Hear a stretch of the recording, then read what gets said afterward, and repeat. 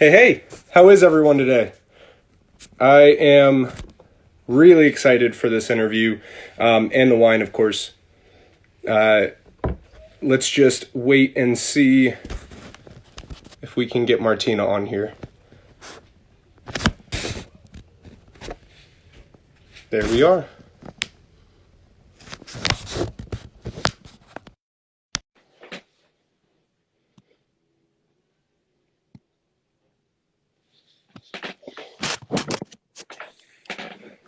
Hey, Hi. how are you? Good, good. Glad to hear it. Can you hear me all right? Yeah, probably my signal is not very good, but we will see. Likewise. I appreciate you taking the time. I want to make sure that there's no issues, but I know how Instagram Live can be. Okay, there we are. So I did want to start off with a little story about how I came to know your wines, and then some very straightforward questions after that. So I met you this time last year, essentially in May, at the Skurnik headquarters. Yeah. I had gone up there to interview, and I remember my heart was pounding. It was the first time I met Michael and Harmon, and they're wonderful guys, and it's such a family organization. They make sure to interview everyone. And then at the same time, it was the Women in Wine for the Italian portfolio. And Good group. yeah, yeah, it was quite a day, and I was really excited because I got to meet Laura Brunelli, and I love those wines. Those Brunellos are phenomenal. But I wasn't aware of your wines, and Mark was telling me, hey, check these out as well. And as I'm trying to rush to get back to the bus to head back to Philadelphia, you had, what was it, a lineup of 11 to 2016 of Brique Baline. And I was like, all right, I have to give this a shot. Especially as well, I have a bottle that I save a couple of my favorite bottles. And this was one of them, and not you, but at the same Close. time, yes. So I knew the name and I was aware of the name, but I had never tried the wines. But the most impactful thing to me was I thought I had hit my pinnacle. I had met Michael and Harmon. I felt good about the interview. And then I got to taste the new vintage of Brunelli, Gianni Brunelli. And then as I'm leaving, I'm like, all right, let's jump in here and see what it's all about. And holy smokes, that's what I had been thinking about since then. I mean, I can't get the wines off my mind. Saw you at the Grand Portfolio tasting, and still, they're stunning wines. They're really, it tiptoes that line. You utilize new oak in a wonderful way to where it doesn't mask anything, and it really just stunning. Anyway, that's my 2 cents into what I love about what you guys do and what sparked my interest. But I figure let's chat about Moccagatta. When did the house start? I'll let you tell the story. Basically, we counted the beginning with my grandfather, 1952. Okay. But my great-grandfather was already making wine, and the vineyard actually go back in the generation that we have a document of. My great-grandfather was more the one that have the cellar, was making wine for more like commercial, selling the wine. The cellar was bigger than in 1913. He built a new cellar because he needed more space, and move outside of the town of Barbaresco, here where we are with the vineyard, not very far, but he need more space. He used the vineyard that he had to build the new house and cellar. And so he was already making wine, but we count only from my grandfather because actually in 1952 was when the property was divided. So my grandfather and his brother, they both took a part of that. Like was usual, the older brother take the house and the cellar, and my grandfather was younger. In proportion, he took more vineyard and start to make wine with his label. First wine was actually made in his brother's cellar, and to have time to build his also make the investment for the barrel. But then at the beginning, the production of wine was a part, but was still selling grape. And also not all the wine was all put in bottle, because the market was also different then from now. And then from the 70s, my father and my uncle, they took over. Different from the generation before, they didn't split. Time was already changing, and also starting to make more wine and selling less grape. There is a bit more work, and if you don't fight too much in the family, it's good to be a bit more people to work it. And then basically bigger change were from like 70s, 80s, 90s is a bit the story of everyone in my region, because was the moment for the rise in quality. And with that rise in quality, I've changed also the market. The Damigiane, the big glass for people to bottle at home. That had to be a lighter kind of wine for more daily use, and became more direction of quality. And going for the quality was also very important in the vineyard, the quantity of production, because if you sell the grape, you need to make quantity. But if you make the wine, you want to sell the wine better. If you make more quality, you can sell it better, and so you can lose quantity in going in the direction of the quality. And that's a risk. It's a risk, but can pay the risk, because in the 70s the market for the grape was not very good. There was just a few commercial winery, and they were the one making the price of the grape. And so the price of the grape was not always good. And some year, instead of selling the grape, my family was making the wine and trying to sell the wine to the same winery, after proving that maybe they can pay more for the wine than not just for the grape. But if you make the wine for yourself, for your label, you can waste some quantity but have the quality. And so it wasn't quality every year. It wasn't every year that you were bottling. You were still selling, say, if the vintage. No, some wine in bottle for client that every year buy that. But then was part of the wine was just in tank, and you sell the tank, and depending also the quality of the vintage, some year was easier to sell the grapes, some other was easier to sell the wine. And from 90, all the grape made the wine, and all the wine was put in bottle. So the 90 was the year that, because doing still the table wine and putting the wine in bottle, then you need to make two different kind of wine, because then the one that go in bottle was too rich for the people used to drink the big bottle. And so it was a moment of making a choice. A big decision. But quality in those years was paying. Those years were still a year with a lot more investment than not money made. But have made possible for this area to be what this area is now.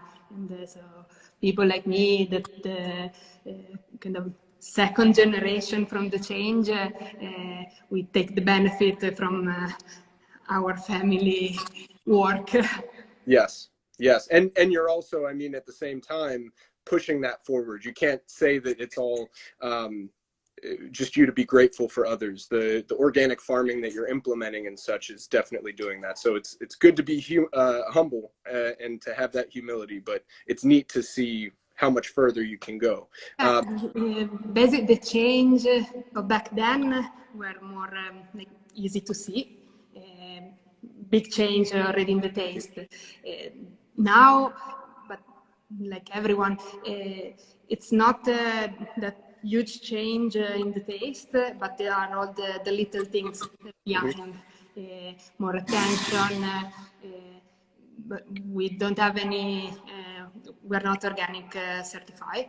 We follow different project called Green Experience that help in that direction, but it's many years that we are not spraying anything against the grass. Wow. Like many other here, and so all these little things put together that don't show immediately, but if you come here and see the vineyard, you see that it's different. And the vineyards will be there for generations to come. You're making changes that others will be grateful for in the future. Also, we live here, so the first benefit is for us that we live here. That need to be a good place to live in. Yeah, very true. I mean, I don't know if anyone else saw. I saw the drone footage you posted a couple of hours ago, and it's a really beautiful property. The area is always gorgeous, but I love that you see between the vine rows the cover crops and things. But I did also want to jump in terms of the big style of change that you had in the 80s and 90s, and taking that leap and making Vineyard, if you will, if in French versus Vin Soif, something to age. You also, your father planted a very monumental vineyard in my eyes in 1985, right? Brick Balim. Yes. Tell us more. But the vineyard, it's actually older. One part of the vineyard, it's 63 years now. But the wine Brick Balin was the first, made as a single vineyard. The first vintage was 85. So okay. The year I was born, so a lot of event that year. Yeah. But was also the first single vineyard made the modern style. Oh, wow. So, barrique, it's one thing, but also like shorter fermentation, green harvest, all the element for concentration and powerful kind of wine. The big change of the barrique, the most evident part of the change of those years was one of the steps, because basically coming from that time of not very rich kind of area, investment in the cellar were not very like easy, and so the barrel were old. Buying a new one was the wine was not paying back the new one. So the arriving with the barrique was also in a moment that people have started to talk a bit more, tasting the wine together, tasting French wine, opening up a bit more to the rest of the world. And tasting this wine, they found out that some smell that were very common on the wine were just smell coming from this very old barrel. Maybe no one can get old, very old with no smell. Other can rotten, and that smell go in the wine. And because stainless steel you clean, it's easy to clean, but the wood have the porosity, you can never clean. No. Perfectly, and so this kind of smell changing the wood in the cellar. My father's generation, like the other, they found out that they can get rid of that, and so all these little steps to go more clean kind of wine. And like you said, I mean, it almost, from a business standpoint, it sounds like financial suicide, because not only are you investing in barrels that the next selling the bottles won't pay back just yet, but green harvest, to see your fruit drop, and like you said, to not have the quantity as well, and then put the barrel age on it is almost insane. But I'm so grateful for that at this point now. So it paid off well, I can see. Green harvest was something a lot of people, my grandfather generation, my grandfather was born in 1910. So all people that they saw two World War, and was the most poor time here. And so throwing away something that you have worked, so it's like throwing away food. It's difficult to see. We've been lucky that my grandfather was always very open. A lot of people have a fight between generation, and they broke some family. We've been lucky. My grandfather always told my father, okay, I don't really understand why you are doing that, but if it works, if you will be easier to sell the wine, do that. Because like my grandfather never drove the tractor. He had the cow. It's something that is very difficult to do, but for my grandfather was very easy. My father was very difficult because if you don't learn that young, it's difficult. But my father can draw the tractor, so every generation can put something in that. We are lucky that we have a dialogue on that. It's not steady. There's no infighting. Yes. Yeah, it's not like Elio Altare with the chainsaw and the botti and that whole story. But I did see a question about contrasting Brick Balin and Bazarin, which is what I'm drinking right now, the 2015. And I think it's important to note. Oh, lovely, lovely. It's important to note that the difference in geography in general. Brick Balin is right outside of your winery, correct? Where Bazarin is quite a bit southeast. And the soil types, Bazarin to me is more approachable, younger, a lighter soil. Please. There is a more percentage of sand. Okay. Basically here the soil is made in layer, and this layer of clay go close to each other the more you go north, so more center of Barbaresco. And the more you go south, the direction of Treves, in proportion, there is more sand in the middle, and that make it lighter kind of soil, more drain, but also less direction of power, more direction of perfume, elegance, and Bazarin is always the most approachable, especially young of the three.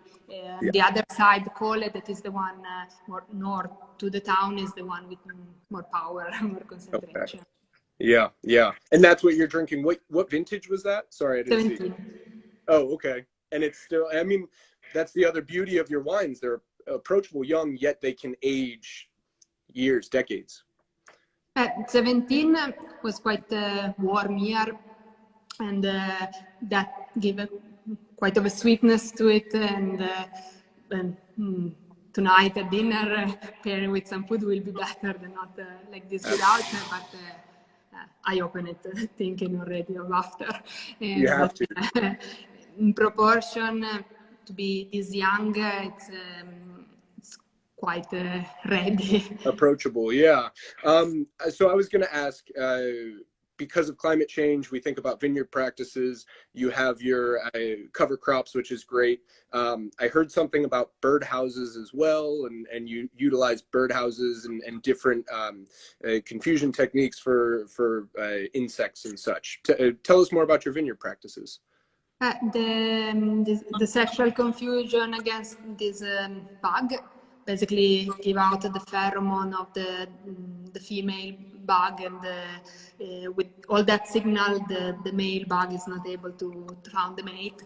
And so if they don't meet, they do 3 generations. But if they meet a lot, generation go exponential. Right. If they meet less, it's not that you cancel that bug, but you keep it under level, under control, no damage. And it's a technique that in Trentino Alto Adige on fruit they use from like 30 years. And here in Barbaresco, we start in 2012. Not us, the region is very important because need to be done the region, not if you are one in the middle and the bugs fly and they'll come back, can arrive. And starting with that, and this cooperation, also the bird nest was an easy step after, because we were already very linked on that, and the communication can go on together. And basically, because here the vineyard, the area, it's just vineyard, and so to put back more in a natural balance, and so having also bird nest make possible to have all the different from bugs to small animal, all in the food chain, and it's good to have more balance in that direction. Absolutely. And I like that you're not looking to eliminate anything. I think one of the biggest things I'm seeing these days with wineries is they're realizing that the complexity, the having more things makes a better wine. You're not trying to make things sterile. If you remove something, you always put some unbalance. In the 70s, I've developed a spider, a red spider, because they were spraying too much against bugs and other bugs, and so making an emptiness in the system. Something else developed because don't have the things that was fighting it, and so that was also things that have teach people that you cannot just cancel something. It's the balance that is important in nature. Absolutely. And just for a fun side note, so your house is protected by your cats. You don't have to worry about the insects coming in. One cat, lizard and little mouse. I saw a great question. Hai was asking, did you have a choice to work in the winery? What inspired you to help with the domain and potentially take over? Well, I choose to do my father job like at 3, probably. Oh, wow. But I grew up in this, so I was like as a child playing around, following my father. So I think I've choose to do this before knowing what this was about. Yes. But I've never been forced to do this. When at 14 you have 13, 14 you have to choose the school, your high school. I've choose to do enologica and the viticulture and enology school in Alba. That's an high school for wine, and I was my own choice. Never been forced. On the opposite, my parents even told me, well, go even to check also other school presentation. Just check everything. No, we want to do that. You were focused. Awesome. No, of course, they were very, very happy about that, but it was Absolutely. my choice. Another question that I had was, when we had met initially, you spoke about your Chardonnay, which I still have yet to taste, which is really neat. And I know that a few wineries are doing that, but you guys are always at the cutting edge, it seems. What are your next projects? What are you thinking about? What are you having fun with? Now, huge project, not more, again, these little things, but the last things that we are checking is the vineyard. As I told you before, the Bazarin, the brick balin here have a part that are the vine are 63 year, but there's a part that we have to remove. Getting old, and there was a bit of a landslide in the middle. Oh wow! Okay. So we want to rebuild, but we are tasting virus on those plants to have a selection of those and plant from that wood, not. So massal selection, you're taking. Yes. Okay, wonderful. Yeah. And are Recent you doing planting, we have we bought the plant. Okay. Because you buy that, you choose what clone of Nebbiolo, what rootstock. It's healthy, perfectly healthy, and checked. Natural selection like that, you look more than have analysis. But we have selected some plant to have next year to take the wood from that and make the new plant from that. So to don't lose the memory of that vineyard. Also because the weather change, maybe the clone that is perfect now is not the same clone that is perfect 10 years from now. So bit of variability, it's good to keep. And are you going vine by vine, or will you take out the whole plot? Is it dependent on the vine and how it's performing? And then to couple with that, is it Miche, is it Lampia? What type of initial clones were they? Back then, mixed, not mixed unknown. Also because they were grafted on place from selection of plant. And so there was no knowledge on that. No, yeah. The Brickwalin vineyard basically now is 3 part. One part is 40, almost 50. One part is 7, and that the other part. So we never built a big part all together. It's always one part to give time to grow enough. And the part of 7 year, we have used 4 different clones. Oh, wow. Up to down. Also, maybe a bit too much, but also because we want to test that 4 clones and for in the part that we are going to rebuild again to choose which one have worked the best. Wow. Then a bit of mix, it's always good because again, every vintage can be different. And so maybe 1 year perform better one and the other another. Absolutely. And I think I was taught early in my career that it's tough to take a giant ship, if you will, as an analogy, and make a 90-degree right turn. So you're doing, like you said, little by little, and you're turning the ship in the right direction. Not that it's in the wrong direction. That's really neat. The 4 different clones is it based on elevation? I know that you have some higher elevation and some better exposure sites, and then some that go down a little further with probably more topsoil, correct? Yeah, but here that part with the 4 clones, difference in altitude, 290 to 270. Bit of a difference there is already, and we have used 2 versions of Lampia, 1 Miche and 1 Picotener, that is a selection of Nebbiolo from North Piemonte.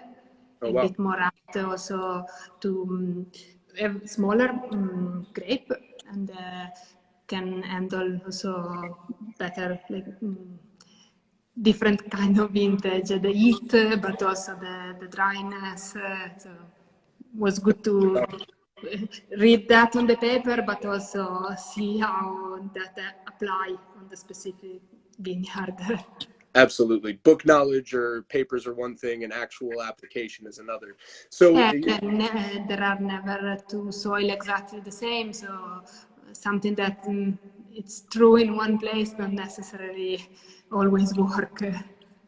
Yes, and so many factors as well with the flora and the fauna, the insects and the animals and stuff. So with all of that, do you look to another producer that you really enjoy?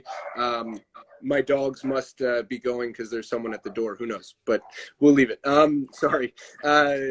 Is there another producer you really admire and you see them moving forward as well, that inspires you? And it doesn't have to be Barbaresco. It can be the world over. But I think that the most fun part of wine is that you always have something new to try, new to taste, and you never stop learning.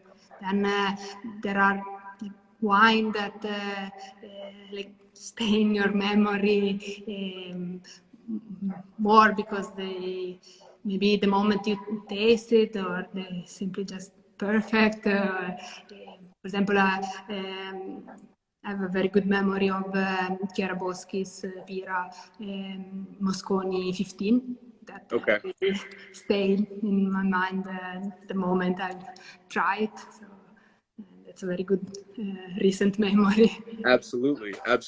And then I asked Lorenzo Scavino this, and I'll ask you as well. It's not necessarily a fair question, but what was your first concert?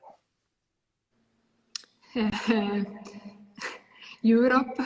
It's this rock from the 80s or something, but I've went to that concert like many years after that. That's awesome.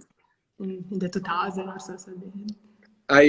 So I worked with a psalm that was very much into it, and I had a discussion with another sales rep last night just about how music and art and that sort of thing is so linked with wine, and it's always interesting to think what type of music someone's into in the wines that they make. So there's a reason for the question. It's not just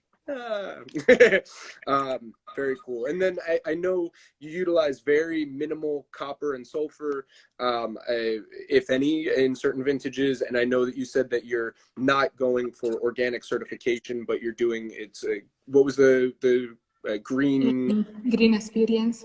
Green experience. No, it's part also the nest, the sexual confusion is all part of that.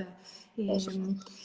Problem for organic, that we have applied for conversion a few years, but it's difficult for us that we are quite small. The border you have to remove. And if we start removing border all around, it's a bit difficult also. And throwing away wine, it's a pity. It is. But direction in the area go very much in that direction. So it will only take time, but absolutely, in general, go there. Then we have followed from 30 years now the integrated protection.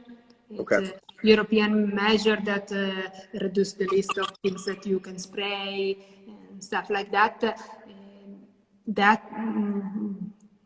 Again, like the story of a lot here, a lot of people here, but the idea behind is it's not that you have to spray because you spray every Monday. No, spray when it's necessary, and don't use too much, because at the end, if you go more time, it's work. If you spray too much, it's money. It makes no sense from both the money point of view and the effect point of view. And also a weather station here in the Brick Balin, and there are many here in Piemonte. With that weather data, it's possible to do just when it's necessary. Okay. Yeah, it's good. It's a good practice to have, to do it if it's needed. Kind of like I am with exercise, when it's needed. But I would ask, Sam Say Hi is on a roll with some great questions. Is there a parcel in Barbaresco that you would be interested in working with that you're not already working with? Well, Rabaya, Zili, the Ovello, the big name, of course, are big name, but not just big name, are the soil are there. I will be happy to have more land in the Cole vineyard. We have, but it's a very small area, and we only have half of an hectare. But it's an area that I like very much. Next, there is Monte Stefano that is also share a lot of things and translate well into wine. So that's awesome. Yeah, it's neat to see, especially in Barbaresco in Italy, that generally the famed vineyards have a reason to be famed. It's not like places like Germany where, you know, the big names want to be known. But I had another great one, which was, if you're not drinking wines from Barbaresco, what wine are you drinking? And I'll jump on that even a little further. Is it wine, or is it, do you enjoy beer or cocktails, or who knows? I'm more for wine, but I like trying different when with a group of friends. We do blind tasting, and it's very fun, and it's also a good occasion to discover a bit, sharing the knowledge, growing up in different region already is a good moment of sharing. Absolutely. Recently we had some Soave, Genie, always a favorite. Of But, course, yeah. Delicious. Le Frosca is my favorite from Genie. I had the chance to taste some old vintage at their cellar. It's amazing. Wow, that's awesome. And blind tasting, I had no idea. It's always neat to hear, especially from a sommelier's point of view, where it's like, am I spinning my wheels with this? But you do uncover so much from blind tasting. It's neat that winemakers are as well. Very cool. And then I'll leave you with one last question, which is very simple. If you wanted to get any message out to everyone watching and now and in the future, what would it be? What should people know about Moccagatta and you and your family? I will invite everyone to come and visit. Hopefully, it's Awesome. Will be possible again. But the curiosity, it's the best part. So never stop the curiosity. Absolutely. Well, thank you so much for the time, Martina. I really appreciate it. Thank you. Thank you for the wines. Continue doing what you guys are doing. It's amazing. So we'll chat soon. Thank you so much. Thank you. Ciao. Grazie mille. Ciao.